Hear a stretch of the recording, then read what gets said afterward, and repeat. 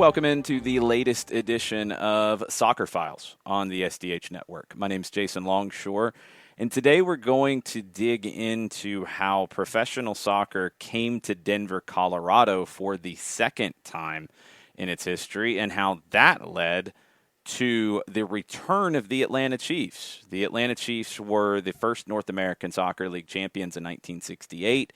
They were part of the NPSL, which merged with the United Soccer Association to create the North American Soccer League.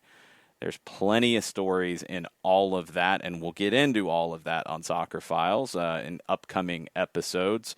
Digging into soccer history in Atlanta, not just limited, though, to Atlanta and the Southeast, but across the United States. This episode is specifically about the second version of the Atlanta Chiefs.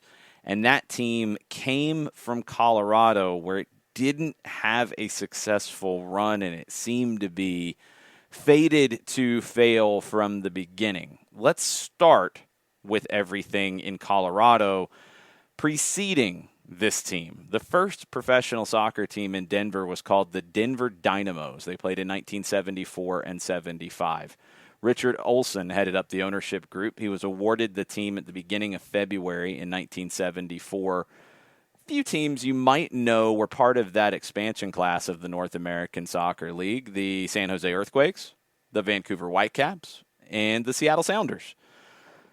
Those names survive on today, even if the club lineage is not quite the same. Denver Dynamos, not quite. It was a big first game, 12,885 for the inaugural match, a 3-2 loss to the Toronto Metros. They averaged 5,000 fans per game in 1974, less than 4,000 per game in 1975. There were connections between Atlanta and the Dynamos, though, from the beginning. Player-coach Ken Bracewell joined the Atlanta Chiefs in 1969, stayed through the Atlanta Apollo season in 1973. That's a whole nother topic for Soccer Files down the road. Bracewell moved to Denver to help launch the Dynamos for the 1974 season.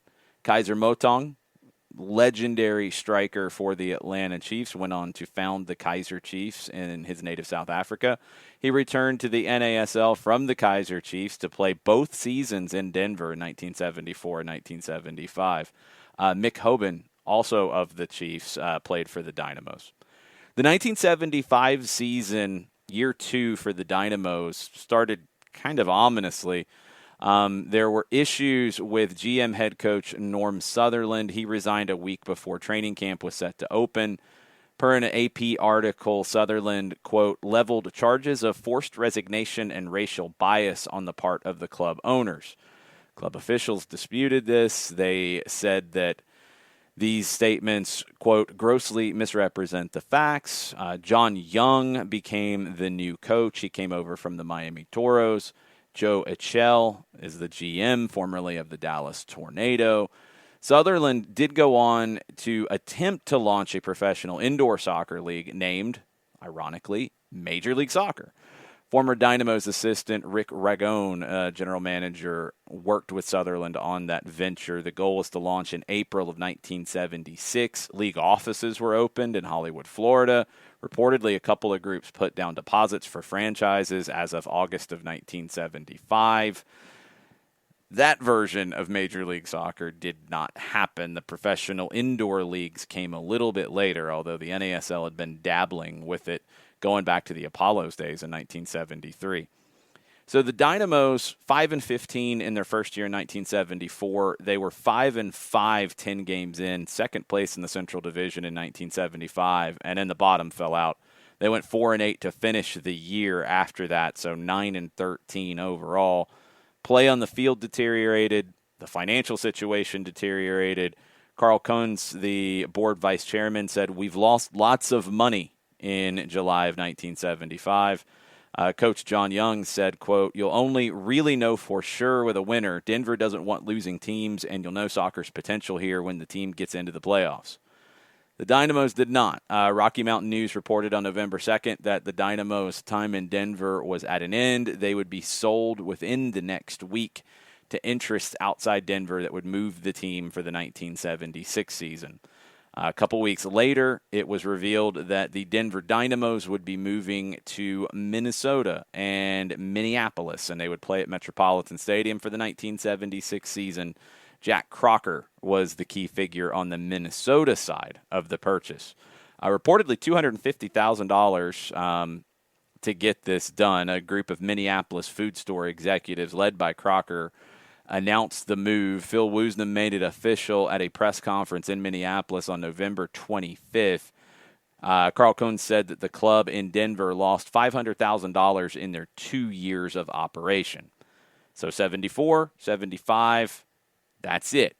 December 2nd, 1976, there was an application that arrived at the North American Soccer League offices for a $1 million expansion franchise, the first in NASL history to play in Denver in 1978. So just about a year after the Dynamos moved to Minneapolis, you have a group who wants to put down $1 million to bring pro soccer back to Denver. Press conference in Denver was on March 30th, announcing the new team. At that time, they were called the Denver Caribous.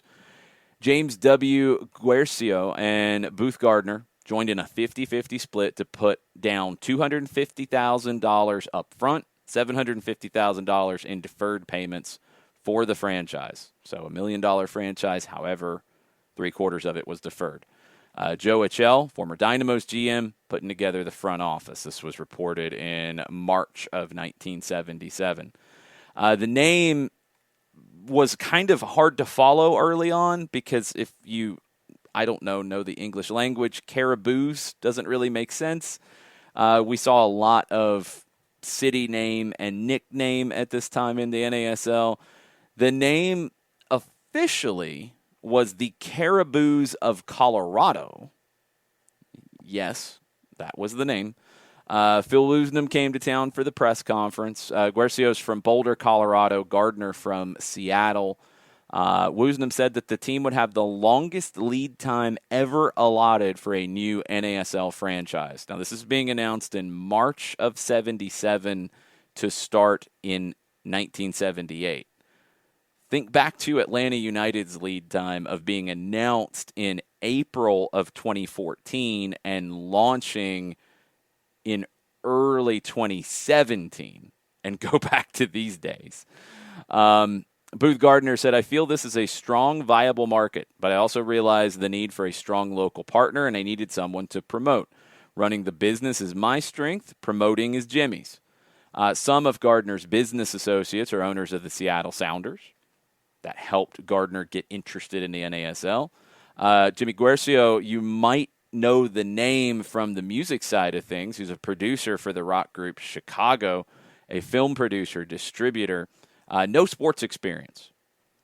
They booked Mile High Stadium for these games. Rather large stadium, Guercio said. We'd rather aim high and miss than aim low and hit it. Guercio also said young people are attracted to soccer just as they are to rock music. It's the kind of fast-paced, creative entertainment this generation enjoys. Guercio owned Caribou Ranch. That's where the name came from. It's a recording studio complex in Nederland, Colorado that was used by musicians like the band Chicago, also Elton John. Guercio split as manager of Chicago late in 77, early in 78.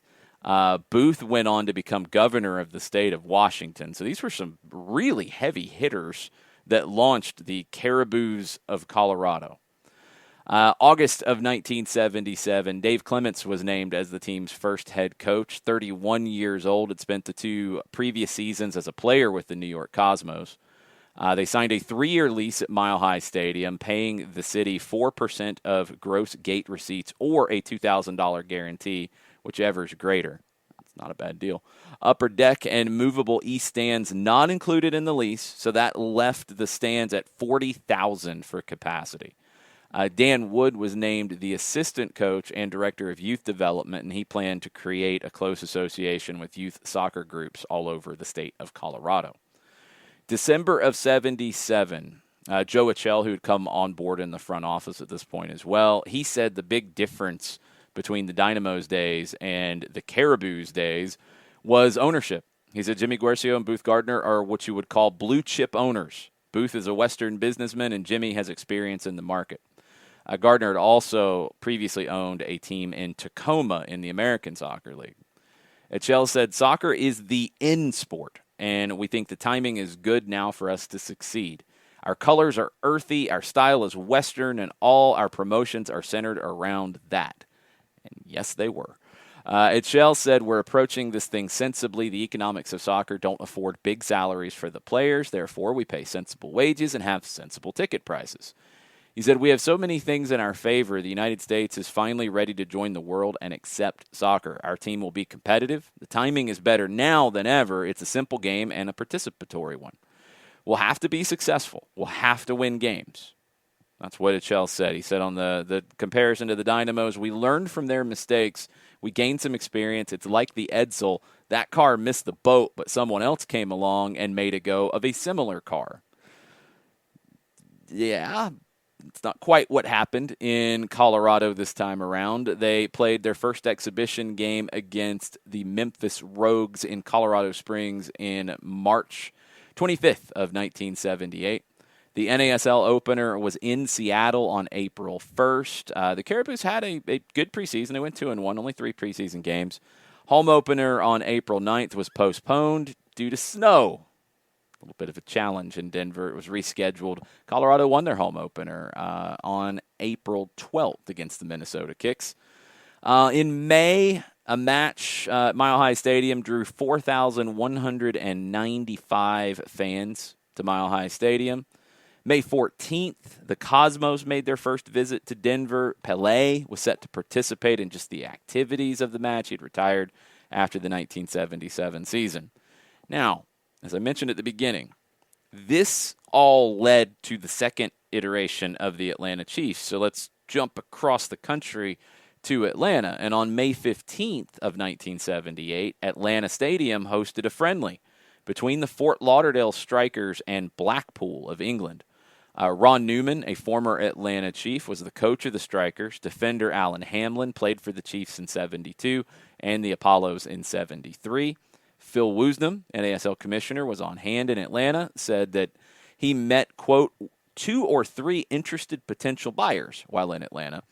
Now, maybe foreshadowing what was going on in Colorado, because, again, just a few days before this, the Caribous of Colorado had drawn 4,195 people for a league match.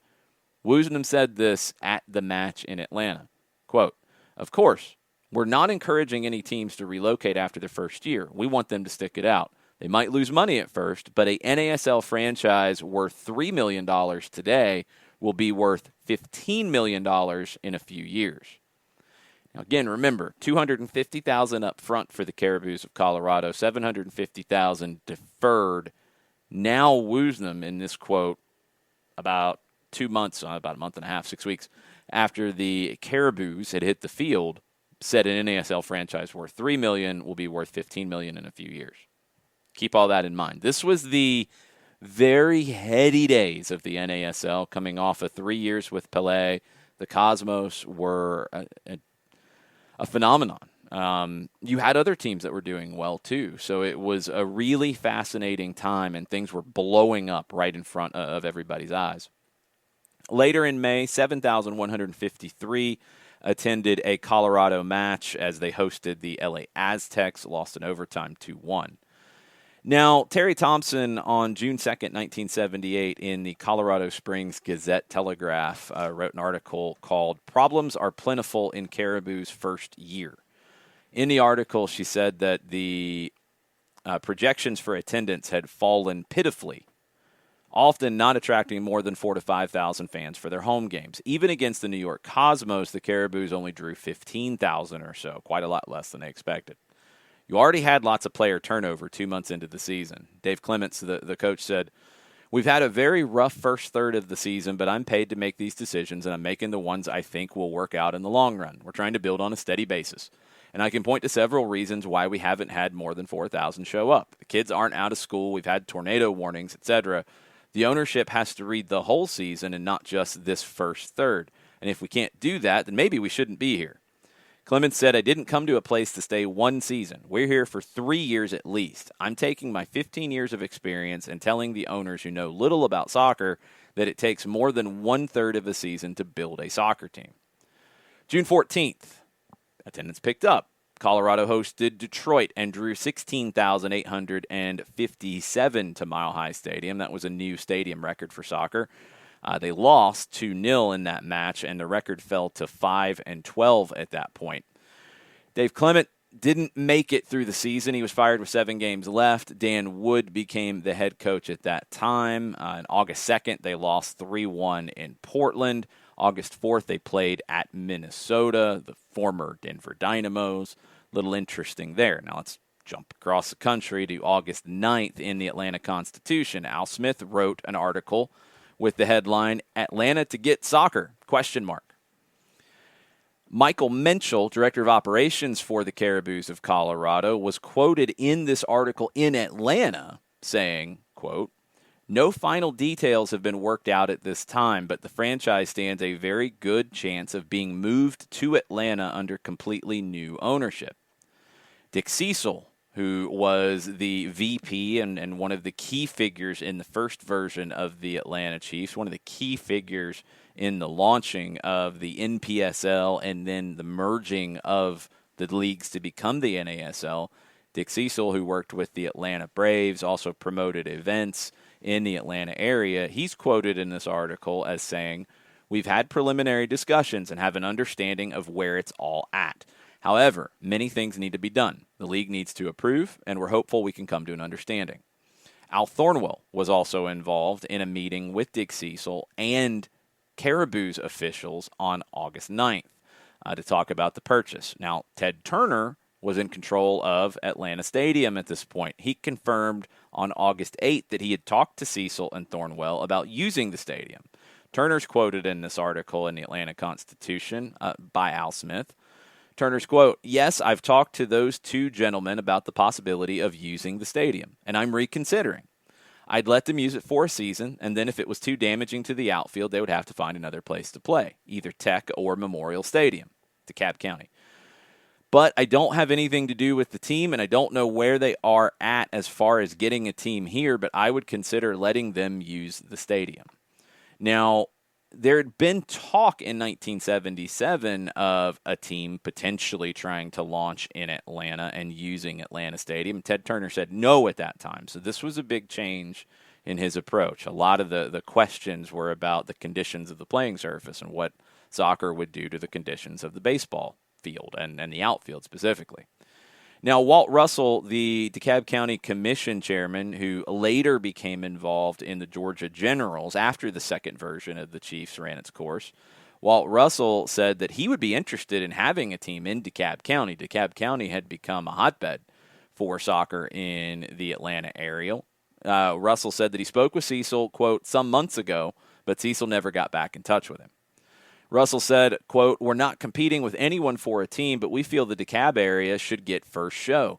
There are about 13,000 people participating in soccer in the metro area, and 9,000 of them are in DeKalb. There would be no conflict, and if they get a team and base it downtown, I'd wish them luck.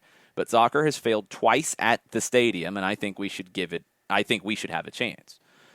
Not exactly true from Russell there. It failed once at the stadium. The Atlanta Chiefs in 67 to 72, with one exception in 1970, they played at Terra Stadium in Clayton County.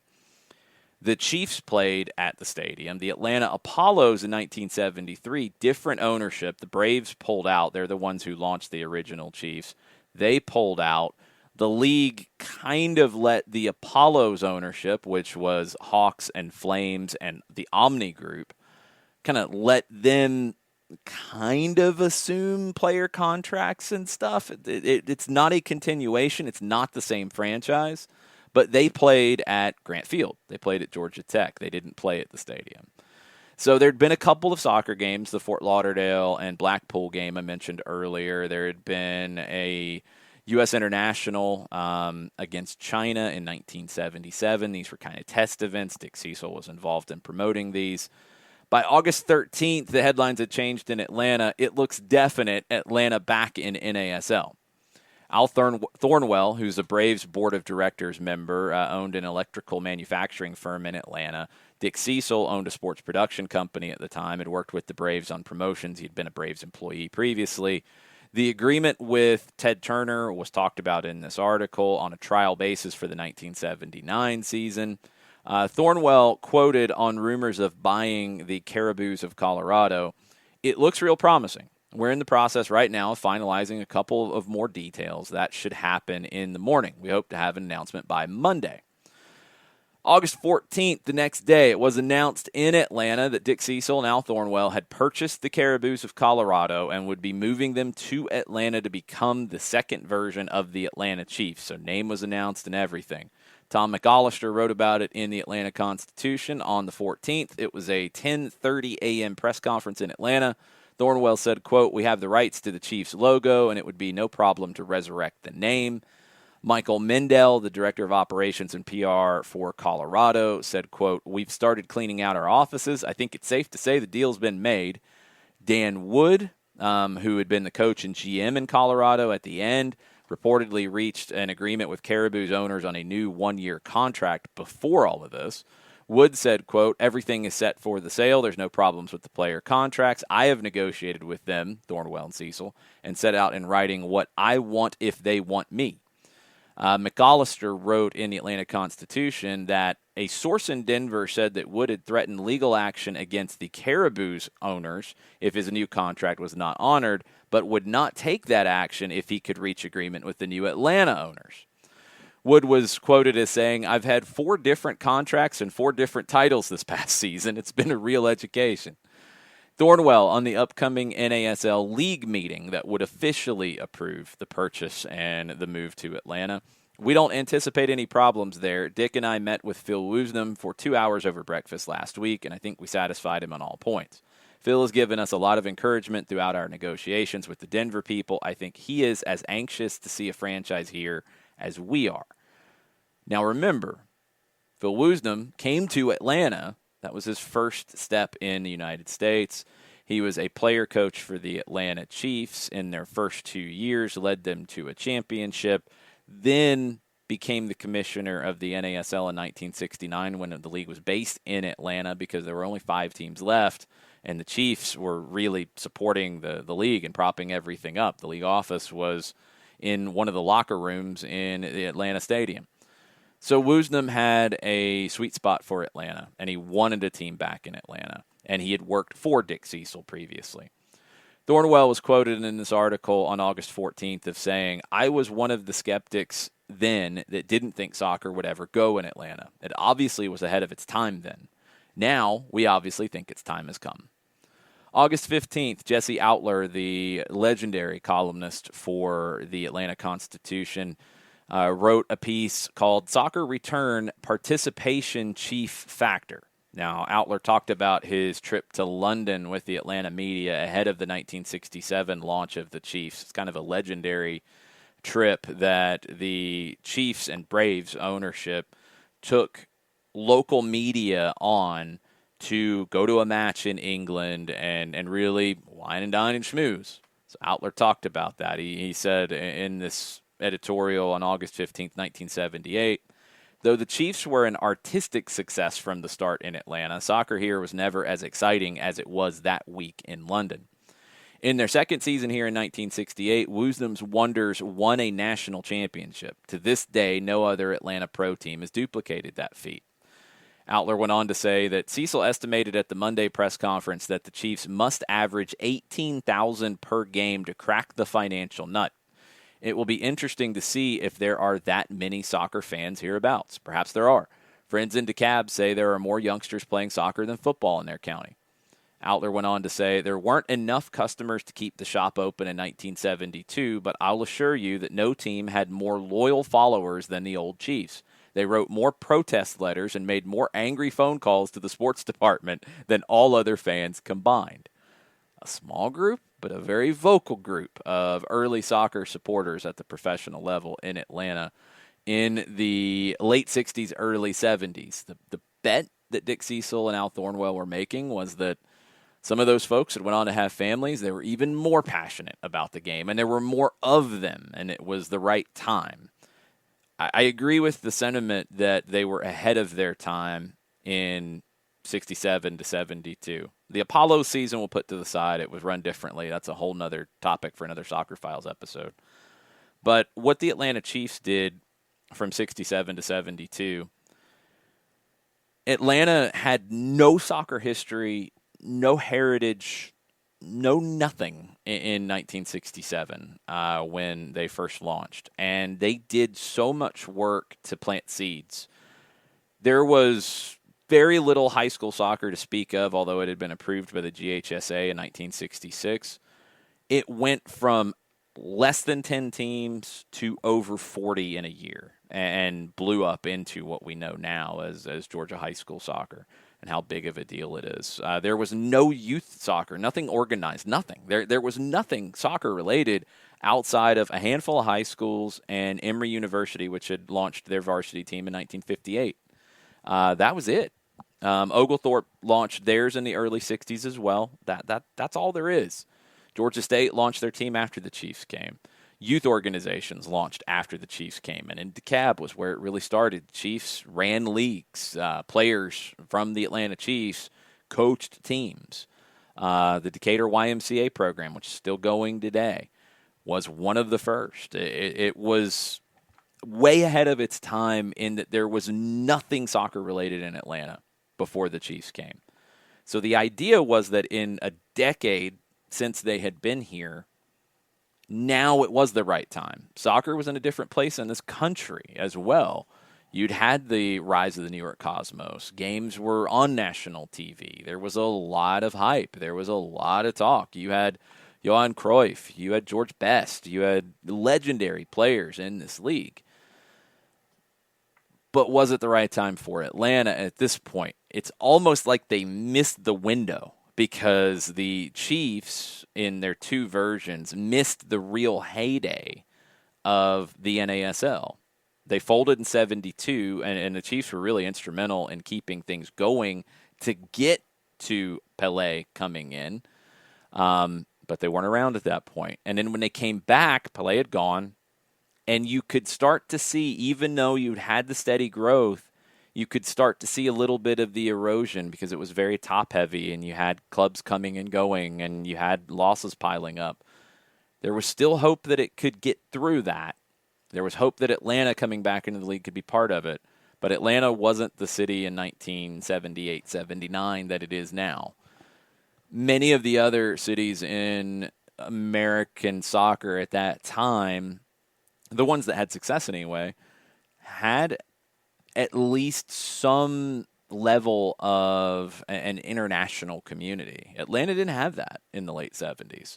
So very little soccer history, heritage, anything to fall back on, and you didn't have an international community that loved the game.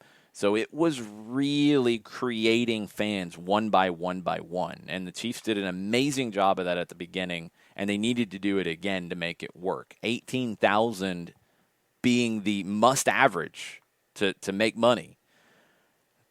There weren't many teams, if any, that were truly averaging 18,000 tickets sold in 1978-79.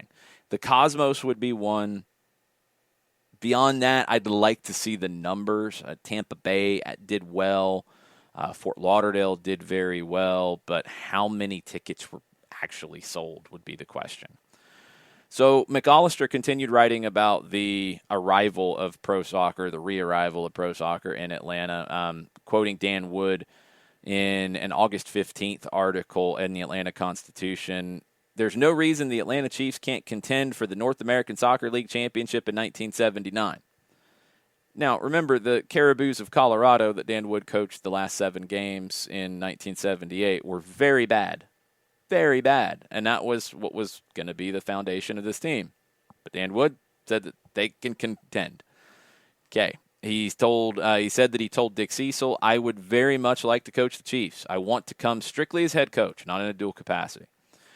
Dick Cecil quoted in this August 15th article saying, "We have to get league approval before we can take another step. That's not a league rule. It's mine. I'm taking this one step at a time."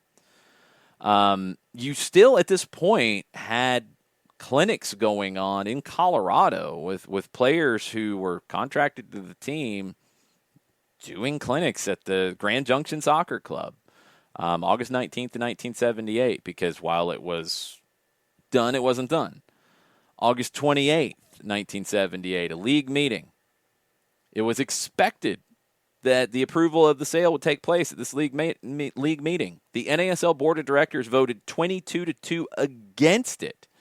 The league Board of Directors voted against this, and this came out later in an article in the Atlanta Constitution. But at this time, according to reports, again, later reports, the league voted against the proposal, quote, after it learned of intentions to air the prospective Chiefs games on Ted Turner's massive cable satellite system. The reason, the NASL was trying to secure a major television network deal and felt that cable telecasts would serve as nothing more than a stumbling block. So, everybody thinks this is going to get done. Everybody thinks at this point Ted Turner is providing a stadium to be used. Well, if you knew what was going on at this point in Atlanta sports, Ted Turner bought the Braves. Why did he buy the Braves? Programming for his local channel that then became a cable channel. So bringing soccer in, potential programming. Ted Turner was a little more involved than maybe people thought at this time, or maybe people knew at this time. So Al Thorney of the Atlanta Constitution wrote about the vote against this the next day, August 29th of 78. Thorney wrote, "When the news was broached at the meeting, one owner rose to his feet and shouted, 'You mean the Atlanta team will be telecast to Lincoln, Nebraska, and perhaps Phoenix?'" Yeah. The NASL had a deal at this point with TVS, which was a syndicated network. They were negotiating with a major TV network, ended up being ABC. It was speculated at this point it was ABC. Thornwell quoted in the article as saying, "From what our understanding is of the league constitution, we were perfectly within our rights in what we wanted to do. The bylaws state that each team has the right to telecast its own games. Our negotiations with Channel 17 to do the games was based on that premise." Phil Woosnam said the documents as submitted were turned down. I guess that leaves it open for Colorado to straighten it out with Atlanta or look for a new buyer. Okay. Ted Turner would not confirm anything at this point in terms of his involvement. He told Al Thorney of the Atlanta Constitution, "Don't I have enough trouble with ownership of two teams? Soccer? Why would I want a soccer team? My best answer is from that song Old Man River. I don't hear nothing. I don't see nothing. I just keep on rolling along." Good old Ted Turner, man. Just amazing. That's just one of the greatest quotes in Atlanta soccer. Woosnam said that Atlanta's proposal said their commission could be corrected. Thornwell said we couldn't operate without a television arrangement. This week we'll meet with our lawyers and see exactly where we stand. So Pat Gregory telephoned Phil Woosnam on August 25th, asked for a 60 to 90-day cooling-off period so his group could try to find investors interested in buying the team and keeping it in Denver. So this is the end of August. Next article is October 3rd. Eric Girard in the Atlanta Constitution wrote an article with the headline, "Chiefs Make Last Attempt." Thornwell said, "As far as we're concerned, this is it. If the no's have it this time, we quit. Not much has changed in our proposal concerning the television rights. But in the interim, I feel like we've swayed a lot of people's thinking. We've moved much closer together, and now it's up to the 24 voters." He went on to say, "I'm encouraged. I wouldn't be going to Chicago if I didn't think it would be approved. We've worked long and hard since the last vote, and we're still negotiating on the assumption the cable can be a benefit, not a detriment, to the league." Later that day, the NASL Board of Directors in Chicago approved the sale of the Caribous of Colorado and their move to Atlanta. Eric Girard wrote an article the next day in the Atlanta Constitution. The Chiefs live again. Unanimous approval at this point. The price of the team was talked about in the article. Over $1 million, but less than $3 million is what was being talked about. Now remember, $250,000 up front for the Caribous of Colorado, $750,000 deferred, and I have no idea what happened with that. Thornwell quoted in the article, "We had talked informally with the NASL people early in the morning and then returned to our room. They told us it would be a half hour. About 2 hours later, they called and told us the vote was unanimous. It was a pretty nerve-wracking time. We had to satisfy them of our expertise in running a franchise, but that was just the small stuff. The big stumbling block was their wanting a big TV deal. They didn't fully understand the cable system. We had a cable expert from Turner Communications spend a lot of time with the NASL people. We showed them how it worked, what it was, where it went, everything. Essentially, nothing was changed from our initial proposal. Our plan then and now is to televise all Chiefs road games on the cable."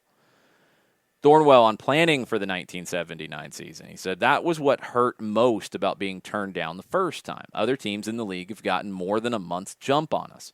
Dick and I have done some planning, but that's about it. We've got to make up some time." Thornwell, on his previous meeting with the NASL, he said, "We went into it kind of blind in August. It was Soccer Bowl week, and the league didn't really have enough time for us either. We just had a myriad of documents and forms that we felt we'd put together sufficiently, but we hadn't. And with the hustle-bustle of the championship game, they really didn't have time to help us get our ship straightened out." There were rumors, again, being talked about that it was actually Ted Turner who was backing everything financially. Thornwell described him as nothing more, quote, "than our landlord." So 13 players from the Caribous of Colorado were under contract, 10 Americans, 3 foreigners. One of the players, a star from South Africa, Jomo Sono. Thornwell said, quote, "He has an agent, and we've been in contact with him. We don't anticipate any problems. I hope I don't have to eat those words." Thornwell said Dan Wood was, quote, "among consideration for the Chiefs coaching job." And he went on to say about the Colorado owners, "The Colorado people have been very cordial. We'll give Wood every consideration. The Caribous went out of their way not to shop this franchise around during our breakdown with the league." Okay. Now, a lot of talk went on from other pieces about this sale and some national commentary and all of that. Pat Gregory had headed a Save the Caribous drive in Colorado. He said, "I think Atlanta got a hell of a deal, a team with all the good young American players, a team that has to be the team of the future." He had some potential meetings with investors interested in keeping the team in Denver, but he couldn't get 1,500 season ticket pledges during 2 weeks of trying to keep the team. Pat Gregory went on to say, "We gave it a heck of a try. A lot of people put a heck of a lot of time and money into a 100% effort. I'm absolutely positive this town is ready for a soccer team. We just got 2 yo-yos who gave it a bad name and who were playing big games but not acting like businessmen." Oof. Colorado's shown to be ready down the road. It just took them a while. Dan Wood on October 10th was named coach of the Chiefs. Pat McMahon named his assistant. Interesting, alongside of all of this was pro soccer coming back to Atlanta. South Carolina and Clemson, first meeting at the varsity level on October 15th, 1978. It was South Carolina's first year of their program in Columbia. Over 6,000 attended the match in Columbia, and the match was broadcast on local radio. Bob Fulton was on play-by-play for that. November 8th of 1978, it became known at this point because of a Turner Communications Corporation financial report released the previous day that Ted Turner had a monetary interest in the Atlanta Chiefs. Paragraph from that report: Mr. Turner reported that the company has advanced $1.5 million to assist with the acquisition by Atlanta Professional Soccer Limited of the Colorado Caribous, a North American Soccer League team, providing additional live professional sports programming for WTCG. In this regard, the company has obtained limited partnership interest in the team, which has been moved to Atlanta and renamed the Atlanta Chiefs. Thornwell said that day, "Turner is our limited and the only partner in the arrangement. We just didn't feel that it was newsworthy or pertinent." Another great quote. Thornwell on TV, he said substantially all road games will be aired on WTCG. This is not certain yet, but we're trying to work it out so that we can televise one home game in addition to the road games. We're negotiating with some radio stations about carrying all home and away games. Thornwell went on to say Turner Communications will share in the profits or losses of the team for the next few years. There is no set timetable. December 3rd, discussion of the 1979 NASL schedule was in the Constitution. The opener for the team was going to be in Washington, D.C. against the Diplomats on April 1st. Home opener on Saturday, April 7th against the Rochester Lancers. 15 home games in the schedule, 30 games overall. 6 Saturdays at home, 6 Wednesdays at home, 2 Thursdays, and 1 Sunday. The Cosmos visit, which generally boosted attendance all over the league, that was going to happen on April 14th. Franz Beckenbauer was mentioned in the article. Other players and teams that were mentioned in this article, just to give you a sense of what was moving the needle at this time. Kyle Rote Jr. in Houston, Rodney Marsh in Tampa Bay. Preseason training was set to start in mid-February in Atlanta. The NASL draft was coming up on January 8th. The Chiefs were going to get the first pick in it. A little bit of a preview in the Atlanta Constitution on December 12th. December 14th, Michael Oglesby was named Director of Media Services. He was 24 years old. He'd graduated from Georgia State. Was a sports editor at a local paper for the previous 2 years. Big move on January 5th ahead of the draft. The Chiefs traded the number 1 pick in the draft to Dallas for Jeff Bourne. 21 goals in 1978 for the Dallas Tornado. The Chiefs also got Dallas's 2 first-round picks and Bourne for the number 1 pick. January 7th, Bill Bryant wrote an article in the Atlanta Constitution about the draft. Said Chiefs go looking for a midfielder. That's the headline. Clubs felt like the college game had improved and was more of a reasonable place to pick up talent at this stage. The Chiefs had 6 picks in the 4-round draft, 2 and 10 in the first round, 1 and 15 in the second round, number 1 in the third round, number 1 in the fourth round. Dan Wood talking about the Dallas trade. I felt like I gave up almost nothing. I think I know Dallas well enough and their needs to feel good about the guy we want still being around when it's our turn to select at number 2. Wood mentioned a need for a midfielder and a goalkeeper early in the draft. They'd recently traded goalkeeper Arnie Mouser to Fort Lauderdale for George Nanchoff, U.S. men's national team forward and the brother of Louis Nanchoff, who's already under contract to the Chiefs at that point. Wood also wanted a young player early in the draft. He wanted a top high school player. Those players were available in the draft. College players who'd already signed with major indoor soccer league clubs were still eligible for the NASL draft. Very complicated stuff at this point. And in the MISL and the NASL and indoor soccer with the NASL and MISL being indoor only. And you had the ASL going on too and all kinds of stuff happening. January 9th, a little bit of a recap of the draft by Warren Newman in the Atlanta Constitution. Adrian Brooks, 21 years old, out of Philadelphia Textile. That was the number 2 pick by Atlanta. Wood said Brooks is the best collegiate soccer player in the country. Brooks said, I'm the first to admit that you just don't walk in and play, but if I didn't think I could start here, I'd be very disappointed. If I don't, it'll be my own fault. Maybe when the first game's over, ask me again. Wood said, we wanted to get the best midfield college player, the best high school candidate in the country, and a competitive goalkeeper with our first 3 picks. Today, I believe we accomplished our goals. 17-year-old Mark McCain was the number 10 pick of the first round by Atlanta. Wood said picking McCain was something of a gamble. We can't officially talk with him until he graduates in June, but we feel that he is the best high school player in the country. Drafting him completed our second step. Bob Robson, 20 years old, was the goalkeeper. He was the first pick in the second round from Southern Illinois University. The Chiefs also drafted Rod Osavio from Davis and Elkins in the second round, Gavin Timoni from Brockport State in the third round, and Frank Schuler from St. Louis University in the fourth round. A little article from Jesse Outler about Adrian Brooks in the Constitution on January 10th. Brooks was actually friends with Atlanta Falcons kicker Tim Mazzetti. Mazzetti was in the Philadelphia area as a college soccer player, same time that Brooks was there. Outler said Brooks became enchanted with Atlanta's swinging singles sports before Mazzetti arrived on the scene. He worked the past 2 summers at a local soccer camp, and he was elated when the Chiefs chose him. People at the stadium told Brooks that he looked like Bob Horner, the Braves Rookie of the Year. Kind of similar with the hair, maybe not the size, but the hair. Brooks on January 10th said, "I haven't signed yet, but we're very close. I don't even have an agent. My college coach, Barry Bartow, and an attorney are helping me negotiate."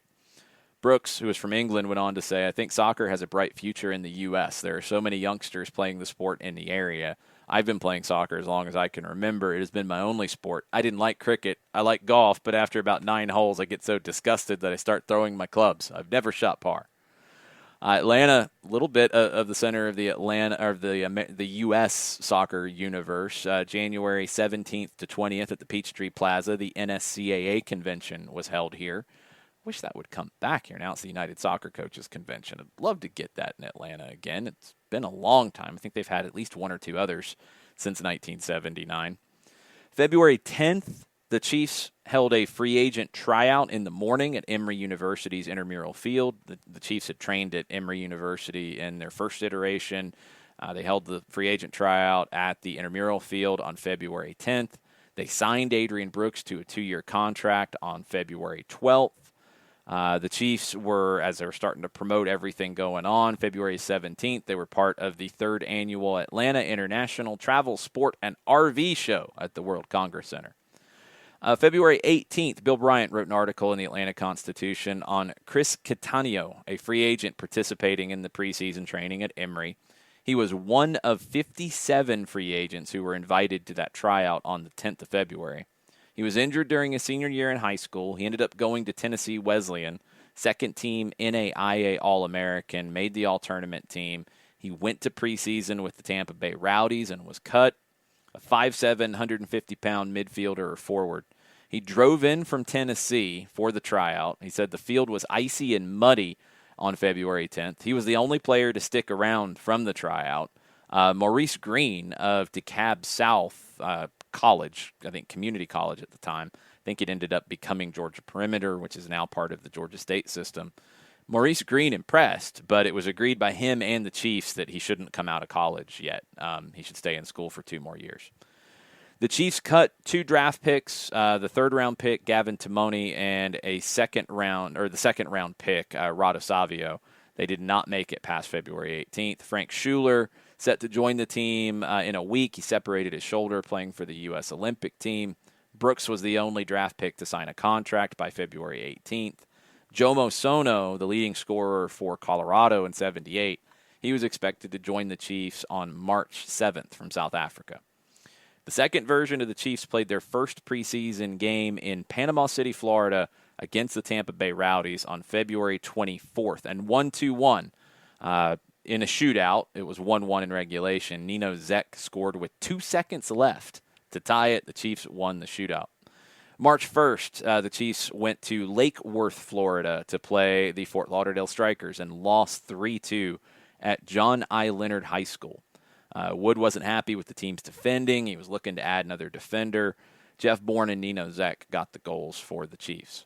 March 4th, preseason action for the Chiefs moved to Puerto Rico, to Santo Domingo, and they played the Washington Diplomats, winning 3-1. Both of the Nanchoff brothers scored goals for the Chiefs. Nino Zek scored again in preseason, killing it early on, Nino Zek. March 9th, the Chiefs played a preseason game against Emory University over at Emory, and it was not competitive. It was 9-1 to the Chiefs. Nino Zek continued his tear in preseason with 4 goals. March 10th, the Chiefs held a Meet the Chiefs event at the Omni International on Marietta Street and Techwood Drive. The Chiefs players did demonstrations. They signed autographs. Coca-Cola and WPLO Radio were sponsors. They also did an event on March 11th at Perimeter Mall.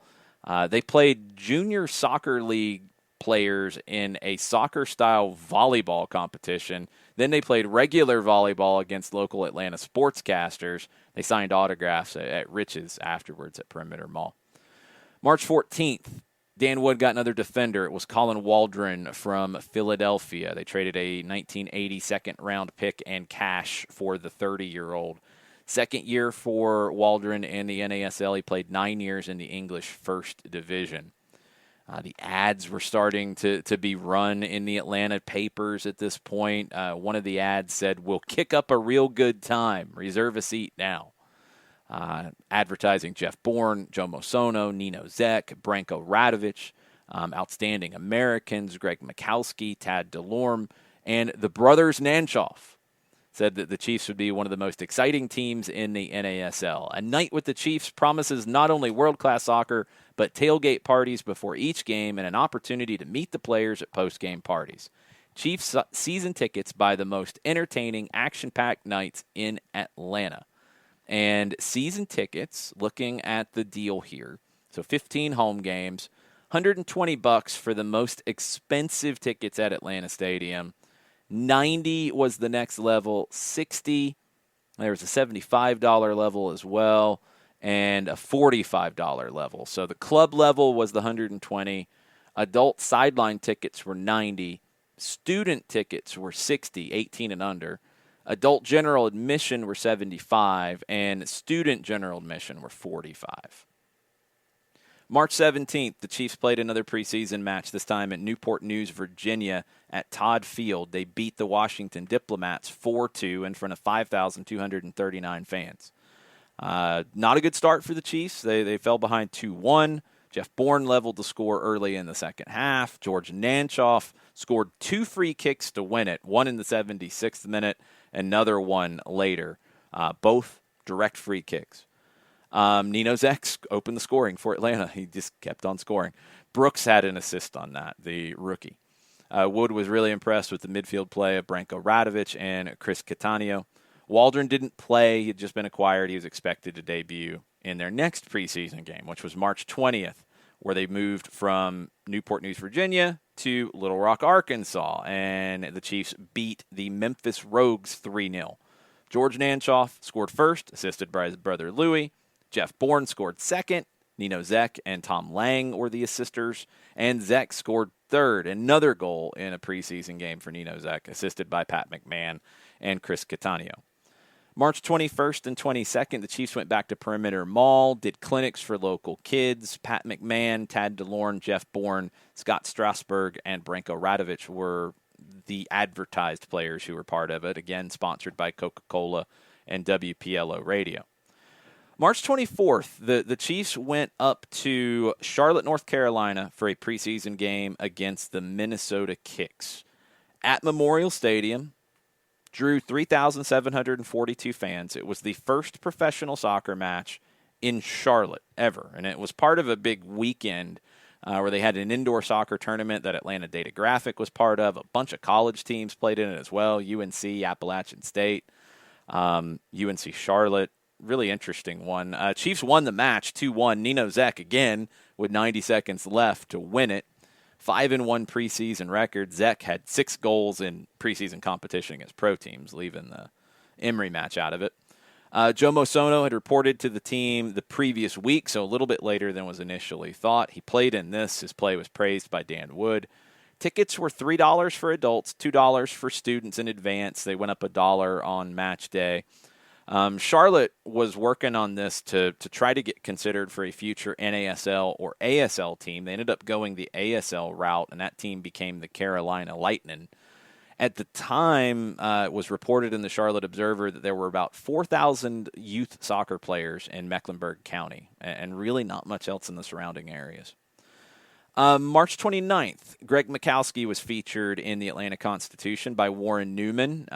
Dan Wood said that of the Americans who play fullback in the league, he is one of the best. He was the first pick in the 1978 draft, started all 30 games for Colorado in that season, a 3-time All-American at Southern Illinois, captain of the U.S. Olympic team, originally from St. Louis, but he stayed as an amateur so he could play in the Olympics. So this is 1979.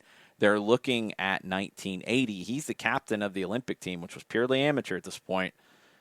He brought in money by doing clinics. Somehow the NCAA allowed that and allowed you to keep your amateur status, and the IOC and all that did. Look, things have really changed. But Greg Mikowski, top young American player in the NASL, member of the second version of the Atlanta Chiefs, he was playing on an amateur deal, so he could still captain the Olympic team. Now, we're almost to opening day, and there's a little bit of a cloud looming over the launch of the second Chiefs, and it's the possibility of a strike by the NASL players.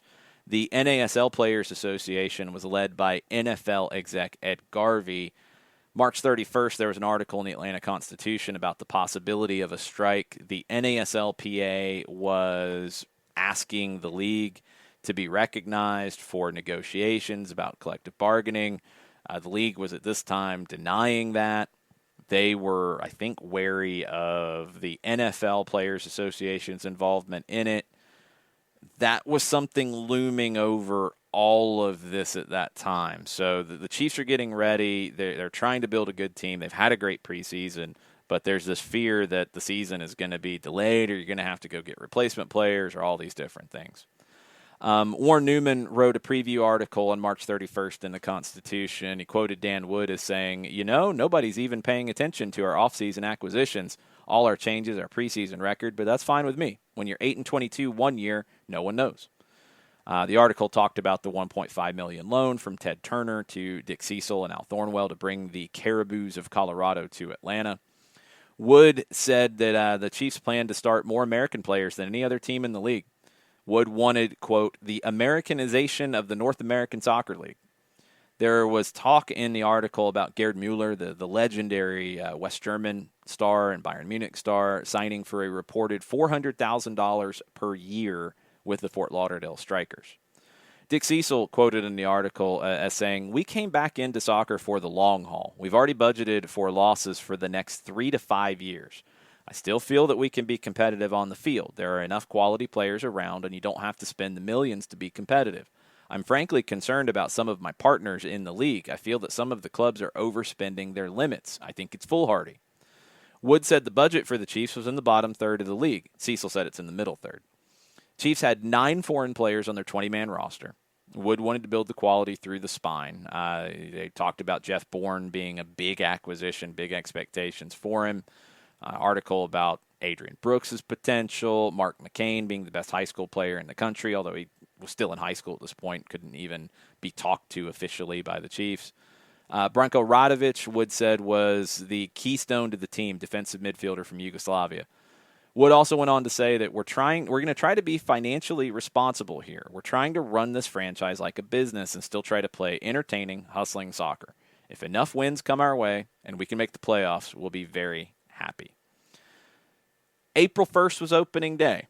We'll get into the on-the-field side of the second version of the Atlanta Chiefs and plenty of other things on Soccer Files as we go. If there's any specific things that you guys out there would like to get into on Soccer Files, drop us a note. soccerdownhere@gmail.com. You can send us a message on Twitter @soccerdownhere, Facebook as well, Instagram as well @soccerdownhere.